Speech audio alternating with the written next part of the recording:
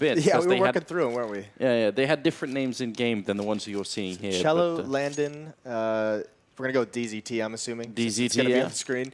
Nekiz and Tadizin. Tadizin, yeah, that one I wasn't quite sure because I feel like if the second A was an E, I could do it more easily. But I'm with your pronunciation of that one, so we'll just go ahead and do it this way. And actually, look at all the purchasing that's going on Cloud9. That's a lot of utility, Moses. Yeah, I'm assuming they're going to do that smoke that they throw from back towards like the garbage bin that lands in the connector. And actually, even now, it just looks like a very quick outside strategy. This is what Cloud9 likes to do on train. They like to do a lot of ladder presence, a lot of aggressive swinging out wide between Stewie, between the other players, and they're going to get out right onto the bomb site.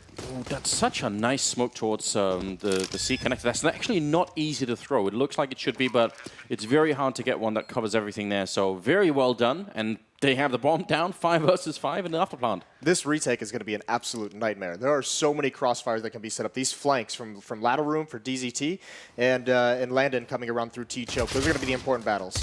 What is happening? Cello does go down now. Nekiz trying to fall back towards Ivy, and nothing going to go and challenge him. Skadoodle lands a kill on Landon as well, and now DCT, the last one left. And 1 versus 4, no chance at all in this one. It takes a while to get the kill on Stewie. He eventually does. That will be the first round favoring Cloud9. That looked just easy? Incredibly smooth. Yes, too easy. That's going to be the theme of this. If paiN's going to give up that much ground to Cloud9, we're just going to see this turn into a steamroll, right? Just because if you give these guys all that space to work with and you're not challenging for the bomb site that way, I mean, you have to be realistic. You're not going to retake that outer bomb site in a 5-on-5 on a pistol round against all the Glocks that have the advantage getting all the way pushed up to the back of the bomb train. Too many different places you have to clear out, too many different angles that you can just miss clearing it fully and you just lose.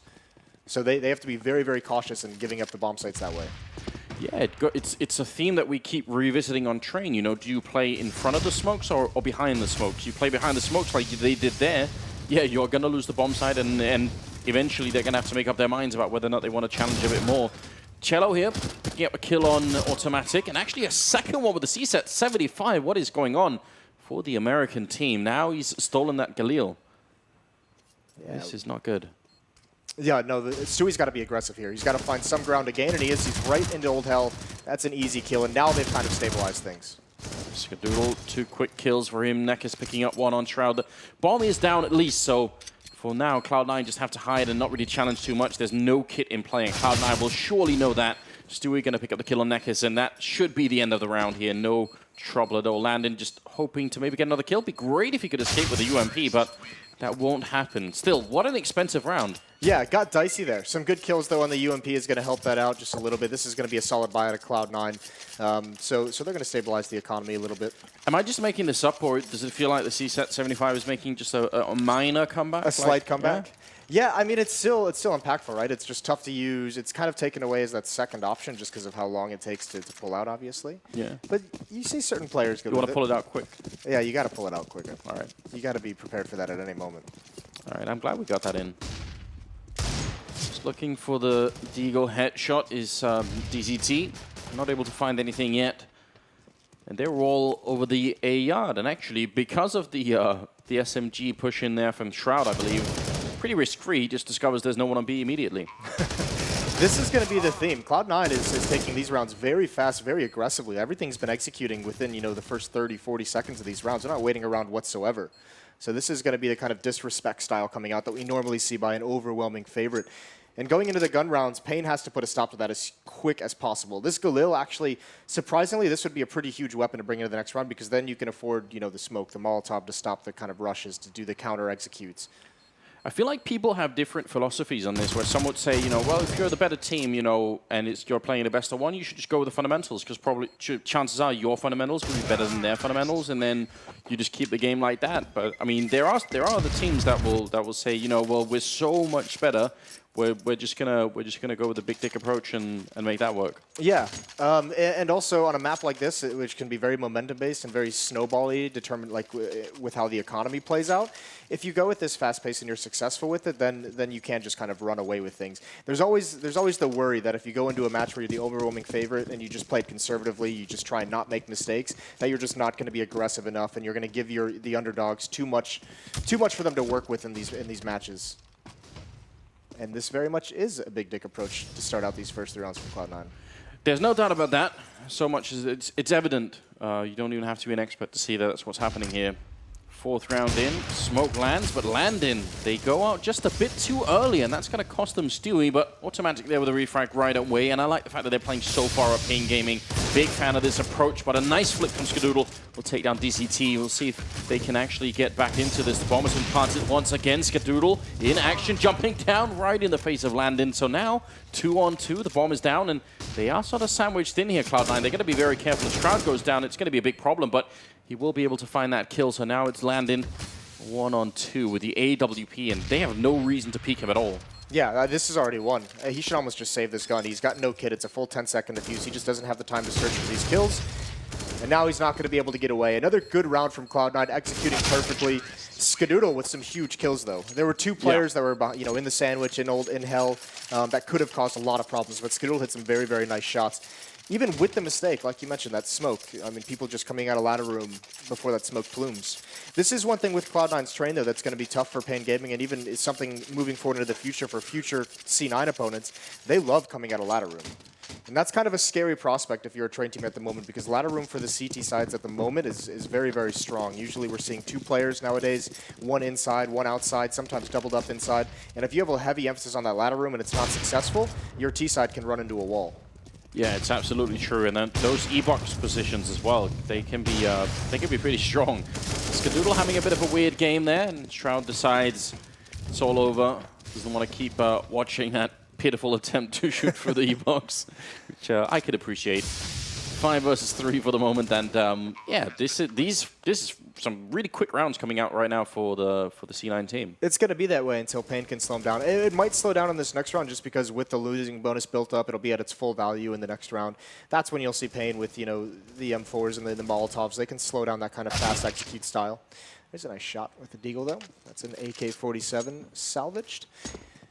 Stewie going hunting, not going to work. But yeah, this is what paiN has to do, right? They have to survive the first 30 seconds. That's like got to be #1 in their game plan at the moment.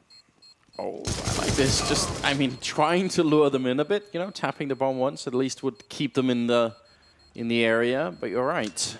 This is going to be 5-0 and moving into the 6th round. Curious to see, because there is definitely a pattern here. I mean, for one thing, it's all on the A bomb side, right? Yeah. And just the fairly quick approach. We'll see if they can just lay down the grenades. They're actually going for the double orb. Yeah, and this could actually be a big benefit if Cloud9, I mean, we saw the 1-op punish a player who goes out a little bit too early, but the smokes from C9 have looked pretty on point, and they're going very deep. So if the ops want to have an impact on that outer bomb site, at some point they're going to have to get in front of those smokes. So that would be an opportunity. This round is just like how fast-paced is Cloud9 going to be?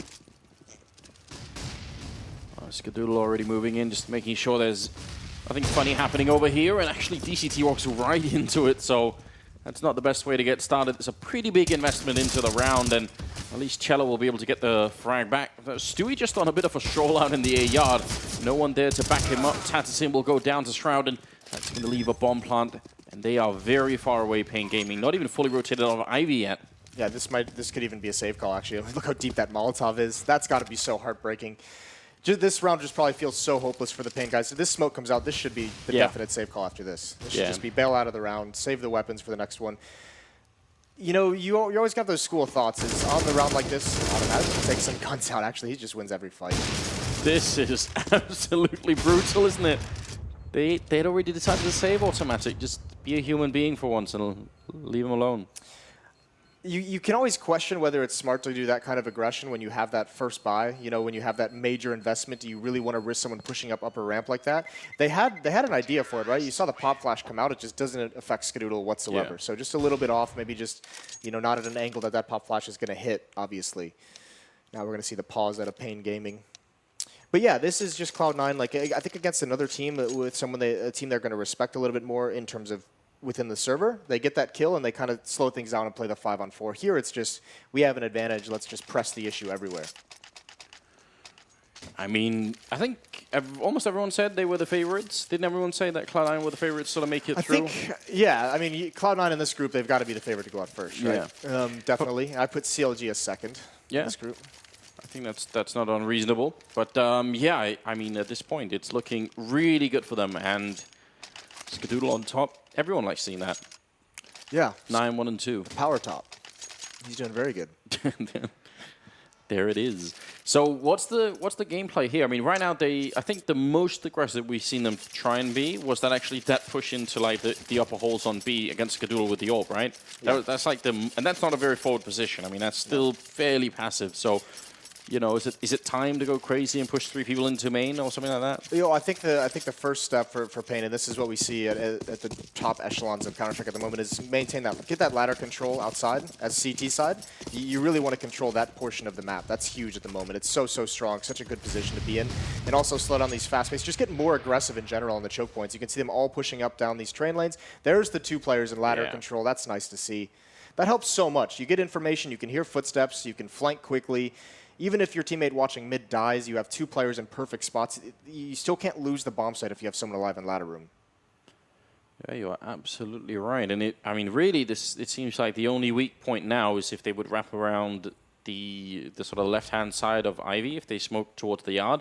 Very unlikely, I feel like, that Cloud9 would do that. And most people just don't do that. So I kind of like the setup. Well, they have Landon at the bomb train. So he's actually, it's kind of weird seeing someone at the front of the bomb train looking towards Ivy. So no eyes on his back, but he's got his teammates there. 2 in ladder room, 1 watching mid. So he'll have plenty of information if someone's coming out, if they're applying pressure. He can spin wherever he needs to. They're more than willing to give up a lot of Ivy control in this setup. Ah, that smoke from Stewie is probably going to land right by PopDog or by E-Box there. So that could be very interesting. See if it's going to force any kind of rotation. So far, all of paiN Gaming are standing exactly where they were a couple of seconds ago there. Not really moving at all. Down in the B bomb site, though, Tatson ready and waiting. He's got a Molotov that he saved. That is very cool. He saved it all the way down to 28 seconds. Not a lot of people will actually do that. Now DCT pushing up behind. He's going to get 2 quick kills. That's massive. And Cello following it up, taking down Automatic and Shroud. And that's the end of the round. Cloud9. Yeah. They were not anticipating that 1 Molotov. This is why that setup is so strong, because if you're going to do a play like that, heavy towards inside, you almost have to clear out ladder room. That flank can come up so quick. You could see there just how effective it is. No one from Cloud9 even drops down to clear it. No one throws any utility or anything like that.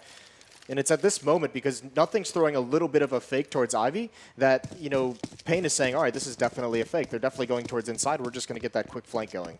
Oh, I think actually in the replay you even saw that once they got the first kill on DCT, they pulled out their knives to keep running. They had no idea there was a second player there. That's brutal. Let's see if Cello could do it again. He got the double kill in the last round. That's a great headshot taking down Stewie, but a quick return, double and then a triple. Shroud picking up the 3rd one there, taking down Landon. So Cloud9 not really happy with the pace of that last round, just decided to go back out and punish that A-bomb side. Yeah, why not? Just go back to what's working. Neck is still alive over towards Ivy, but he's shut down quickly by Skadoodle, and Tatazin rotating over can't even do anything. He's just going to have to save this gun. So quick, effective, and efficient from Cloud9. It's the way we like it, isn't it? It is. Yeah, well, I don't know what to say. I mean, this is just one of the strengths of Cloud9, and this is actually the strength of most North American teams that we've seen have success on a big way. Is these bomb site takes are so aggressive, so fast. I mean, you can see Stewie, Automatic. They're the only 2 dead. Those are the guys that you want to be pushing up, and you want just swinging wide, taking all the fights, getting down the train lanes. And the tough part on train is if 1 player dies, like the defense just kind of crumbles after that. Every position is so important to have some kind of a setup going on, and as soon as you lose that first player, it can snowball out of control very quickly.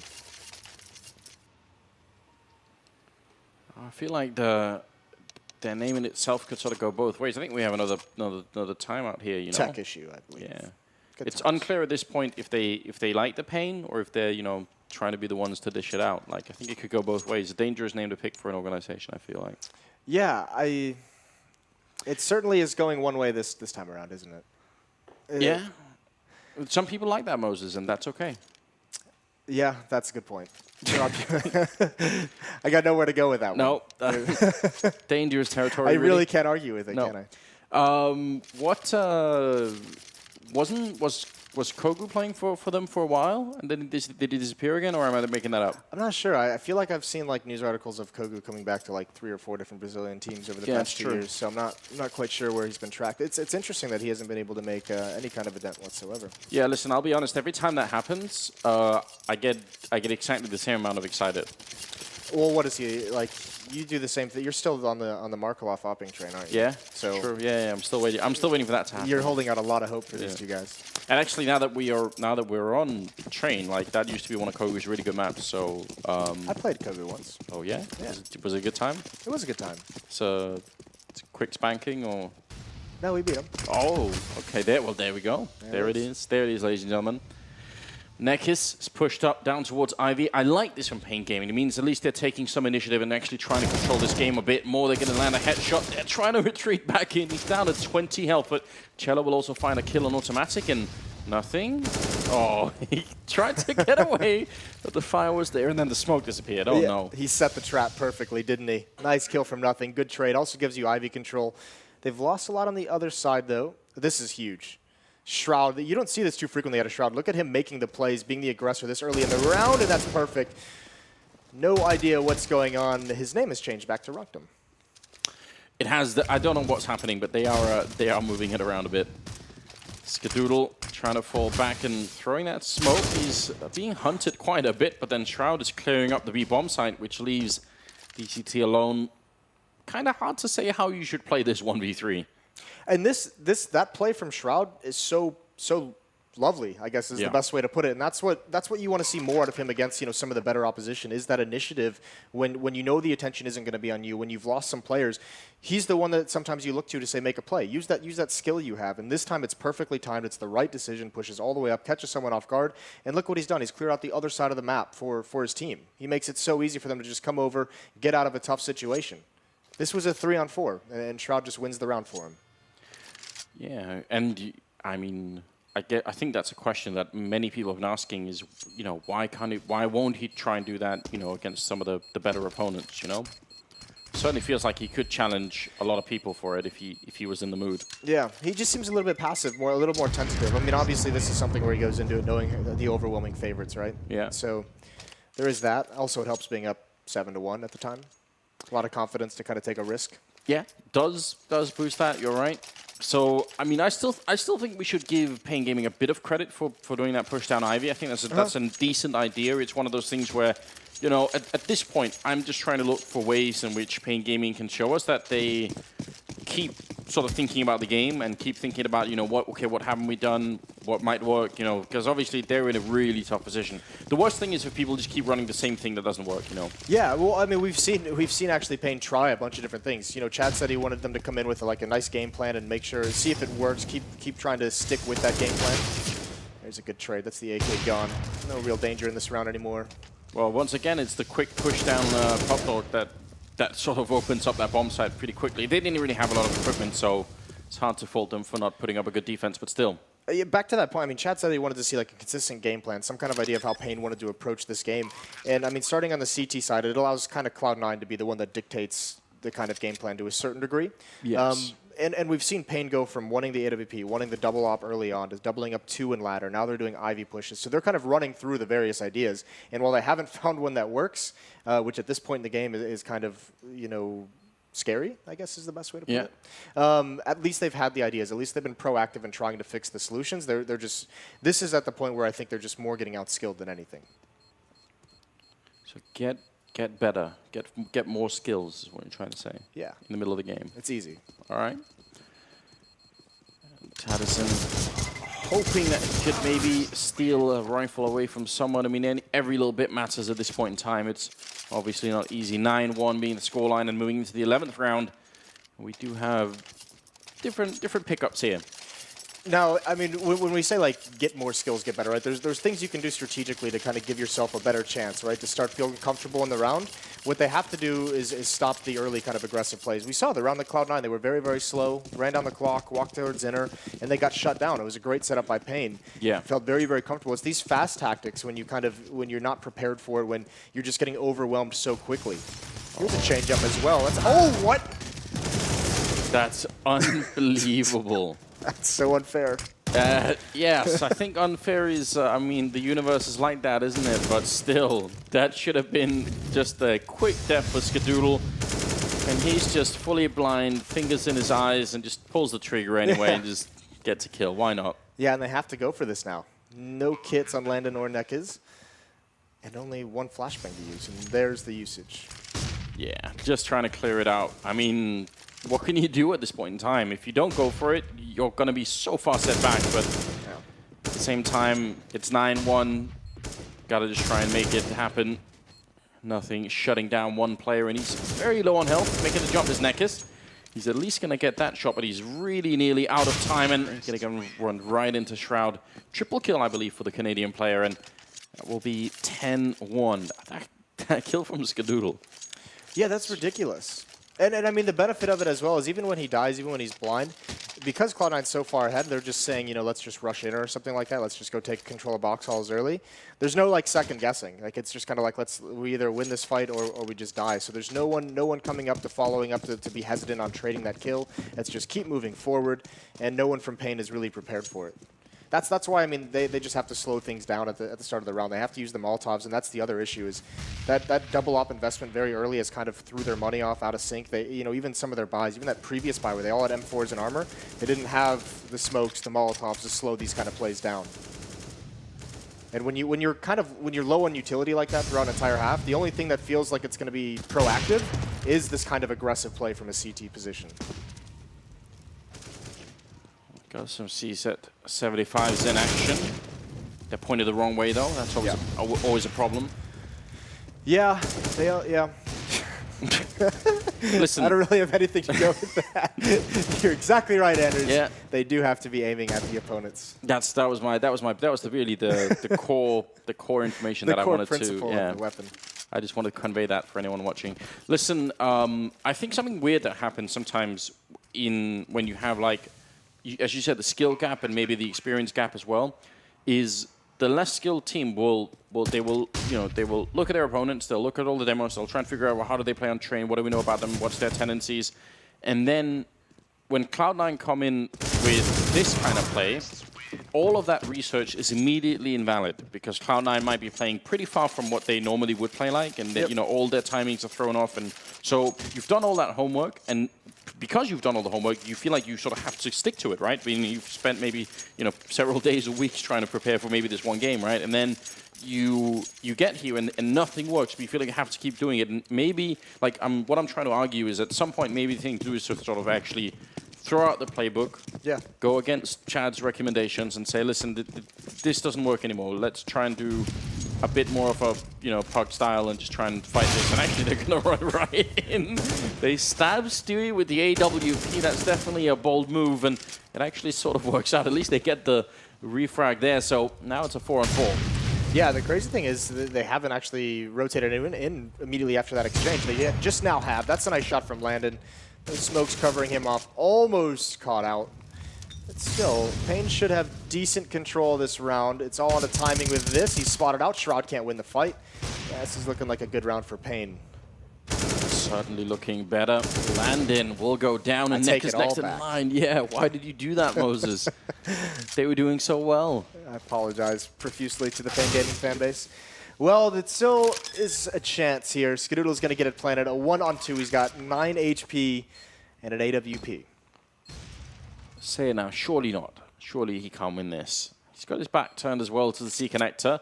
Is he going to try and go up? This is, I think, maybe the best position that he could hope for. They don't have any grenades to clear him out, so if he gets the timing down right and just kills the guy defusing in the last couple of seconds, this could actually end up working.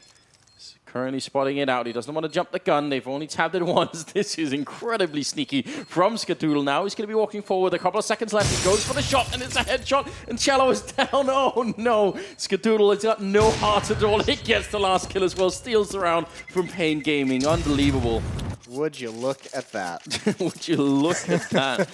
12-1. That's just cruel, isn't it? Yeah. Well, that's such a smart play from Skadoodle as well. Yeah. Patient up top. I thought maybe he was going to try and go for a fight and pick one off as they approach the bomb site, but this is just perfect. 9 HP as well. Yeah, heartbreaking for paiN. Like I said, at one point, what, 4-2 before automatic chimes in? There's not a whole lot you can do in that situation. That's kind of why it's so difficult in that outer bomb site. So many different places you have to clear. Another straight up rush from Cloud9. No finesse in this game whatsoever. And they're even shooting each other? Yeah, they just can't get enough, can they?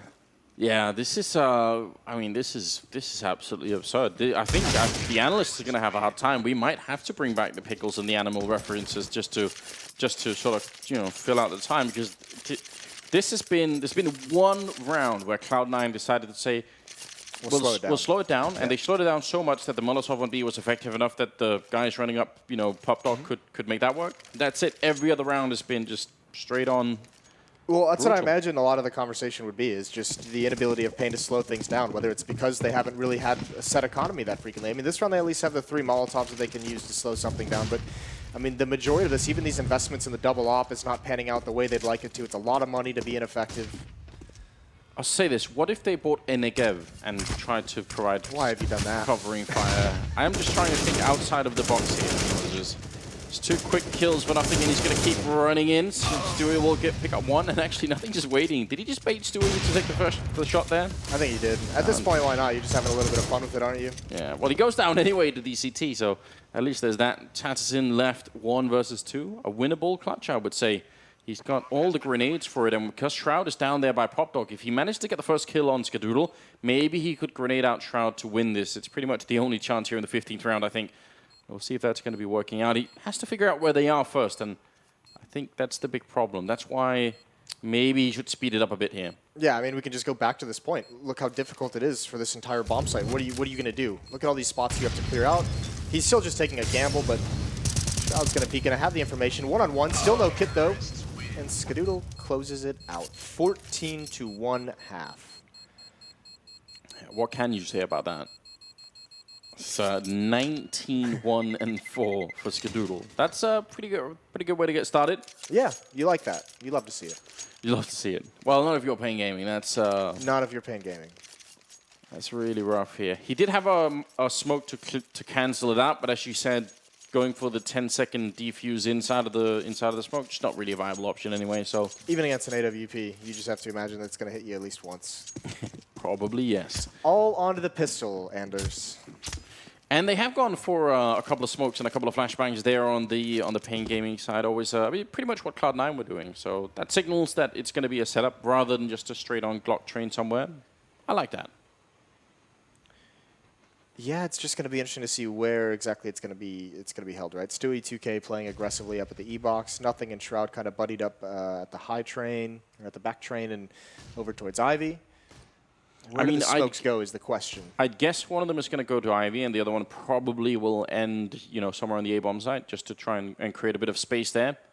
This could be a good fight for DZT. If he drops down, Stewie misses maybe his first 2 bullets or so, he's going to have an opportunity to clear that out. That would be huge. Yeah, and Stewie can't get help from anyone else either, so if they come out of main and pop at the same time, yeah, you're right. Well, they're waiting a lot, probably hoping that Cloud9 will give them an opening somewhere, someone pushing in, but they're probably expecting the CT side from Cloud9 to be just as aggressive as the T side was, right? Like some kind of peak, some kind of push somewhere. Well, there it is. No bullets missed. He goes for another one. He will be going down, but that is a very decisive headshot, and nothing clearing out. DCT takes another one as Shroud. He gets landed as well. That leaves Nekis 1 versus 4 behind the E-box. Oh, he's shooting him in the feet. There's little booties. Cruel little booties. Cruel and unusual punishment, I would say. This is the difference, though, because the smokes from both teams were the same on those pistol rounds, right? Yes. Connector and towards Ivy. And the difference is Cloud9 gets in front of the smokes and just takes the heads-up fight. paiN didn't want to take those fights on the CT side. They wanted to play the retake game, and you just can't do that. It also helps that Stewie was so close up in ladder room, gets 1 kill there. But when you take those long-range fights, that's the advantage of the USP. It's when those Glocks get close up in the corners and everything that they have the advantage, where you just don't know where they are. They have all the bullets. They can shoot faster. You have a lot more mobility. But I mean, Shroud down that lane with the USP is just going to be deadly. Wow, this is Chad would call this a fisting. A fisting? I believe. Okay. We'll have to see about that. Well, Cello picks up 1 good kill there. Automatic with the refrag, and obviously last-ditch effort for paiN Gaming here. This 3-on-3 still not going to be all that easy. They need to get in and get the bomb down somewhere. Skadoodle going to find a really good angle as they line up. He gets 2 quick kills and could easily make it a third, but it will be Stewie instead. 6